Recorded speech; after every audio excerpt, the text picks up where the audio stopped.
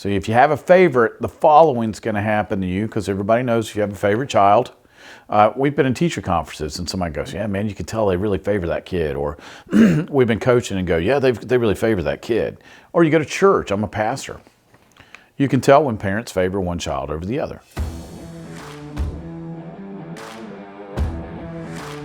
Welcome to What's Your Problem? I'm your host, Scot Ferrell. Thanks so much for being part of this. Now, I got a great topic, one that's a touchy topic. Here it is. Do you play favorites with your kids? Oh, yeah, I'm going on this one. Why would I pick this topic of all things to cover? Well, I was sitting around with a group of folks the other day, and we started talking about it. Who was the favorite? My brother was, my sister was, whoever it was. And then I thought, how many people would have the same story? I told a group last night, I said, if you have three siblings, the first three of you, all three of you will have a different account of your childhood. Why? Because your parents were at a different age, different process, different jobs, whatever it was, different part of life, different faith level. So each child has a different slant on what they went through. That's not what I'm talking about today. I'm talking about playing favorites. Is it very clear that mom or dad or both favored one child or the other? Now, our illustrious camera people today say they had good parents. So mom, dad, you know who your kids are. If you're listening to this one, you know that your kids are speaking very positively over you. All right, so I just told her stop being a suck up and just move on. But I was envious of that, because I can say that out of my childhood. Now, my brother would tell you that I was the favorite. I'm going to tell you he was the favorite. See how this goes? So I've got a little quiz I'm going to give you to see if it was really the case. All right, so let me ask you these questions. And let me ask what your spouse or kids say. Before I get to the questions, have your spouse addressed this or your kids addressed this with you, or in general? All right, so that's a good way to know if you played favorites with someone, because if you play favorites with your kids, you're going to do it at the office, you're going to do it at church, you're going to do it at the civic groups. You're going to do that, all right, so first question. I've got a hefty list here. Do your kids argue a lot? Okay, that's a problem. Do your kids argue a lot? All right, next thing. Are your relationships with your kids close? Sharing, caring, loving, affection, whatever it is. Do they talk to you? Do they have close relationships with other people? All right. Do you spend time together as a family, or doing things individually with your kids? Is there love in your house? Now, what do I mean by that? Because a lot of people think they're showing love or displaying love, and it's not really that. Do you hear it, say it, feel it? Is there plenty of love in your house? All right, next one. Do your kids have anger issues? That's yes or no. Do they or do they not? Do your kids see you and your spouse fight a lot? Again, you got to look at these things. Is one child's activity displayed as more important than the other kids? Do you attend one child's performances or athletic competitions and skip the other kids? Good questions to answer, because I'm going to go over all the toxic things that come from being favorites over the kids. I'm going to go through that. I taught almost 25 years in public schools. And I used to sit and listen to the kids talking about how much they hated their parents, how their parents favored one kid over the other, all the resentment that went with it. So that's why I'm kind of doing this. Then we were talking last night, and we were talking about, I think out of our group last night, one person could say their parents didn't play favorites. If it's a very clear thing to your kids, yeah, you're doing it. All right. So how do we come over? How do we get past this? All right. Let me ask you a couple questions. We get confused about fair and equal. Okay, fair and equal, because a lot of people will say, "Oh, I treated them equally," or "I treated them fairly," or we think they mean the same thing. Okay, what's fair? Okay, one of the things I had as a reputation as a teacher and a coach was I was fair. Here's what I mean by fair. As a ball team and as a classroom, I'd let the kids make the rules. The kids are way more brutal than I could ever be. All right, man, you want kids to hammer each other? They make the rules. Good grief, they're vicious to each other. Mine were always nicer. All right, so if a kid for my team was late for practice, they had a punishment attached to it. Regardless of who they were, they still had to do it. See, that's fair. I've explained the rules up front, and then I hold you to the consequences. Equal. All right, so let's go over equal. One person has 2 candy bars and one has 1. I take the one with 2, cut it in half, and now both people have 1.5. Okay? Equal doesn't work. Fair does. So with kids, let's look at this. You've got one kid that's got this personality, so you've got 3 kids and 3 different personalities. The rules don't change because of the personality. I need you home by this time. I need your chores done. I need everybody ready to go at this time. You know, your bread has to be made up every day. So how do you know if they went by the rule? Well, you go in the room, and if the bed's not made, they didn't make it. And see how easy that is? It's not based on who they are, what their disability is, whatever. And I used to teach, I was a special ed teacher for many years. I teach people that be fair, okay? So everybody, unless it's a severe physical disability, can make their bed. I know I've taught kids with 25 IQs. It's severe and profound all the way to fair and moderate, mild. So we did what we could with each kid and taught them life skills, right? So fair. You've got to treat them fair. That means you let them know the rules ahead of time, and then you held them to that standard. All right, so, all right, next. Let me go over, it's all over the map here. Let me go over what the house has to look like first. I couldn't decide if I wanted to do consequences first or what the house needs to look like. I'm saving the consequences for last. All right, so in a home, I always think of all the TV shows I liked. Ozzie and Harriet, Father Knows Best. Bachelor Father was one of my favorites with John Forsythe. Of course, Ward and June Cleaver. Do I know people that grew up like that? Yes, I do. I know people that had amazing moms and dads. I'm actually going to see my pseudo mom and dad, Bobby and Jack, in the next few weeks. They had a house like that. There was a lot of love. So is there a lot of love in your house that's being displayed to everyone all the time? Now, consequences are one thing, but I'm talking about love. Come in, hey man, I love you guys. I'm so glad to see you guys. And we hug and kiss. Is that being displayed, discussed? Are you touching all 5 senses every day? All right.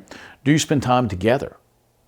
Not with the electronics in front of your face, not talking on the phone, not being in the same room but not conversing or being together. That's not what I'm talking about. That is not spending time together. Not being in the same car with a cell phone attached to you. That's not spending time together. Spending time together is discussing things. At dinner, talking about stuff, laughing, giggling, cutting up, telling each other jokes, just being together, going on trips, but being together and laughing and talking and having fun, and taking photos and sharing those experiences. That's spending time together. All right. Do you vocalize genuine praise? Do you vocalize genuine praise to your kids and to your spouse? Do the kids get to see you and your spouse vocalizing praise to each other? A genuine praise, not made up praise, try to make them feel better. Everybody knows you're lying. Just figure out something to praise them about and do it. All right. Is excellence in your home based on their ability, not what you want their ability to be? Kids got a issue with reading, like I do. To get an A in English for me was climbing Mount Everest, especially if I had to read something. But in mathematics, I could do that standing on my head. So is excellence based on their actual ability level? You got to make sure you do that. See, that's fair. Now, wanting your child to perform to the level of the academically gifted child in the house when this child's not is not fair.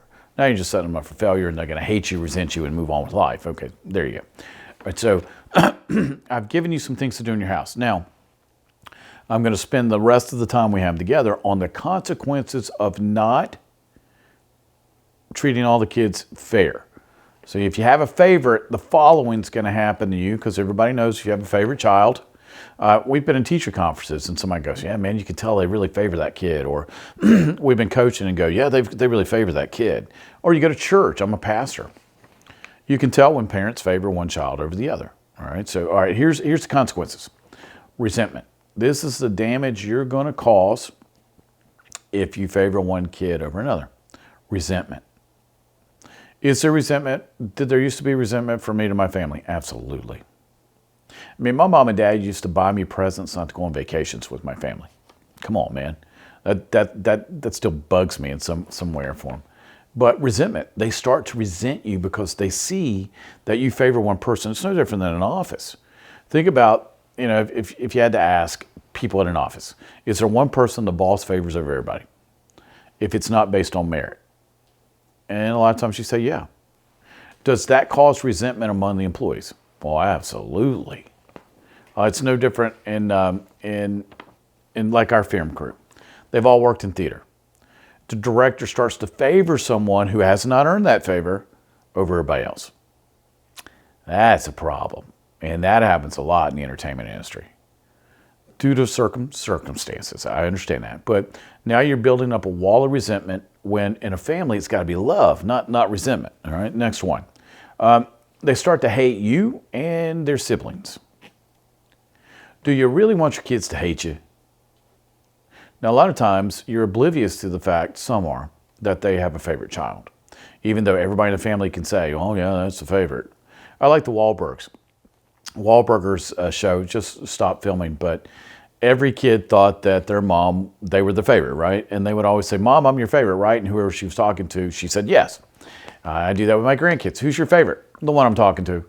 I love all of you, but you're going to be my favorite if you're standing there talking to me. So they will start to hate you. Do you really want your kids to hate you and their siblings? Man, that ain't no fun. That is no fun to hate your siblings. It's no fun to dread family get-togethers. It's no fun to sit and rehash everything you hated about being a kid every time you get together with your family. It's just not. Next thing. They never want to go home. What do I mean? You go to college and you never come back.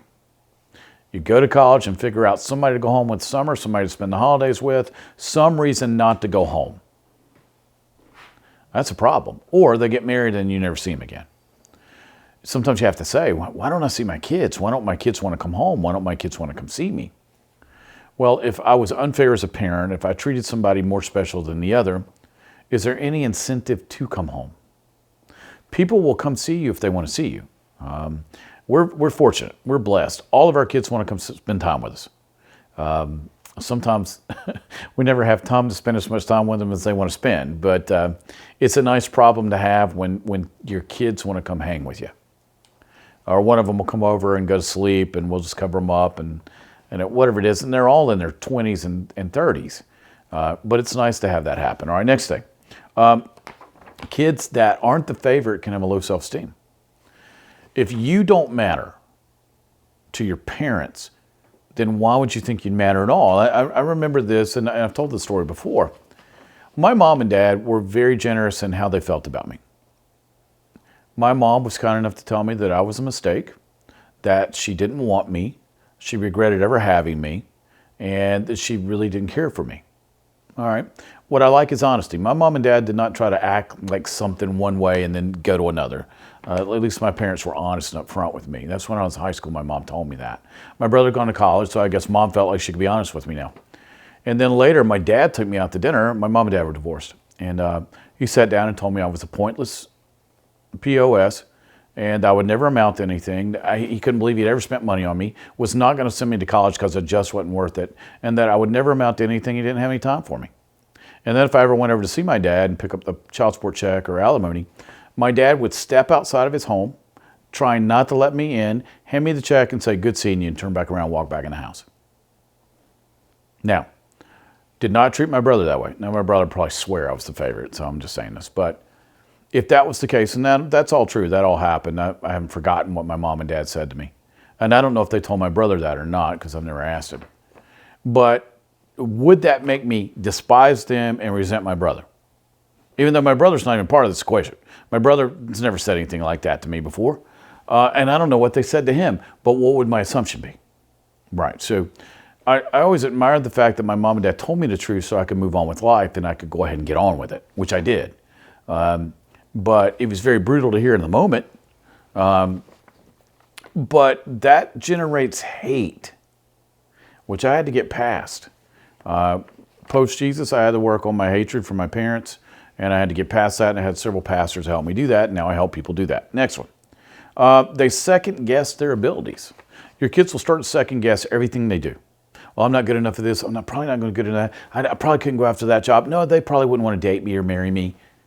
So now you've got a kid that does nothing but second-guess what they are, who they are, where they're going, and what they can accomplish, because you picked one kid over the other. Okay, bad idea. Next, they experience a lot of rage and anger. Did I experience a lot of rage and anger? Well, let's look through my behavioral patterns. I like to fight. I like to destroy property. I wanted to burn stuff down. I wanted to burn down churches and hated all Christians and creation. I was an atheist. I was a drug addict, alcoholic. I was mad at the world and hated people. What do you think? Could you surmise maybe I had a little problem with rage and anger? I don't now. I mean, I got Jesus' love in my heart, and I'm a pastor, and everything's changed for me, and I've reprogrammed myself. But that's who I was in high school. All right, so playing favorites does have its problems. Next thing, anxiety and depression. Yeah, if you don't think you're loved, and you're told you're not loved, and you see clear favoritism to somebody else, does it start to work on your who you are as a person? Absolutely. You start to feel depressed. You get depressed every time you have to go home. You get depressed every time you have to be around your family. You start to feel this angst everywhere you go with them, and then other situations. Don't think because it happened at home, it doesn't bleed over to everything you do. Remember, 0 to 7, we're programmed. So what happened there will bleed over to every single situation we encounter in life. All right, so keep that in mind when you start showing favoritism to your kids. All right, failed relationships. They can have a long line of failed relationships. Why? They weren't good enough for you, so why should they be good enough for anybody else? And then they'll start picking people who mistreat them. Yeah, we can actually teach our kids how to date the wrong person. Not showing love, showing favoritism, they date the wrong people. So now you wonder, why is my kid being divorced 5 times? Well, they don't know who they are, where they're going, or what they're doing because you showed favoritism. So there you go. All right, so broken relationships. Next, they play defense attorney the rest of their lives. My wife did this. My wife's mom was difficult to say their best. Yes, I'm saying this on tape. I am. She's since gone on, so I can say this. She's no longer with us anymore. So now you've got to play defense attorney the rest of your life because you were made to defend who you were every second of every day with your parents and what they did and what they felt and what they were talking about. So now you're going to be a defense attorney in everything you do. So now you take everything personally. You have to defend yourself in every relationship, every business relationship, every personal relationship. And every time anybody says anything to you, it's defensive. And now you take everything personally. Did I say that well enough there? Yeah. You don't want to be the defense attorney the rest of your life. And these people also cannot take criticism. Why? Because you're coming after them, who they are, because as a child, that's what was done to them. Don't want to do that. Next one. Replay problem with the grandkids. That is true. What will happen is, if you played favorites, two sides to this coin. I'm going to talk about you first, and I'll talk about kids. You will actually pick a favorite grandchild. The grandchild that is the favorite of the child. So if you had a favorite child and you played favorites with, now that person's kids will be the favorites and the other ones won't matter. I've seen this play out countless times. Now, let's change this. The favorite child may pick a favorite child of their children.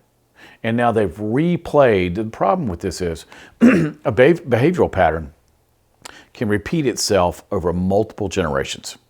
So now we have no resolution in any of these problems. We've got a lot of emotional problems. We've got a lot of defense attorneys in the family, and they all feel like they have to defend themselves and can't take criticism. And now they get in relationships and can't resolve problems, and now they're divorced. And now we have multiple broken homes. Does that sound like something you thought about when you had kids? The answer is no. Next thing. And the last one. Nothing gets resolved. Everybody feels tense.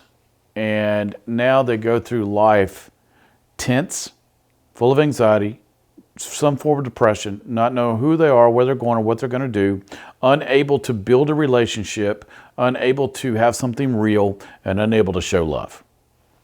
I don't think that's what you were thinking about when you heard about that little bundle of joy that you're going to bring home from the hospital and that you wanted to love and spend time with. Okay, so I don't think that was the case. So now, what do you do about it? Just make a decision not to do it anymore. Figure out, sit down with the kids, sit down with everybody, analyze the situation, get it fixed. Ask your kids, trust me, if you allow your kids to be honest, they'll tell you. If you allow your spouse to be honest, if you allow your mom and dad to be honest, whoever's connected to this issue, if you let them tell you the truth, trust me, they will. All right, I'm gonna wrap this up. Now, if you have a topic you want me to cover, if there's a problem out there that you think that might benefit just not you, but everybody else, send it to me. You can go ahead and email me at wyppodcast.com. wyppodcast.com. Also, if you need tips and resources, be glad to provide those to you. Go to wyppodcast.com. Okay. Also, if you're enjoying the material and you're enjoying our time together and you see it as pertinent and necessary for people to hear, subscribe. It's not that hard. Just subscribe. Also, if you want to share it with someone, if I'm covering topics, because I do behavior. I'm a behavior consultant in my real time, and then on the weekends, I'm a pastor. And pastor all the time. I'm just kidding. But if you see someone who needs this, share it with them. Also, share my information with them. The whole goal of this whole thing is to make sure people get answers to their questions. What do I do during the week? I solve everybody else's problems. That's what I do for a living. So if you want to read up on me, scotferrell.com is how you do that. But the show email is problem@wyppodcast.com. All right, so thanks so much for being part of my day. Thanks for spending a little time with me. I enjoy our time together. I like it when we get to talk about stuff. Well, I know I'm the only one talking, you're listening, but isn't that easy? That way we don't argue. You may be yelling at whatever you're listening to right now, but that's cool. You can always drop me an email. Hey, see how easy that is? All right, another exciting topic is going to be coming your way soon enough. Until then, take care.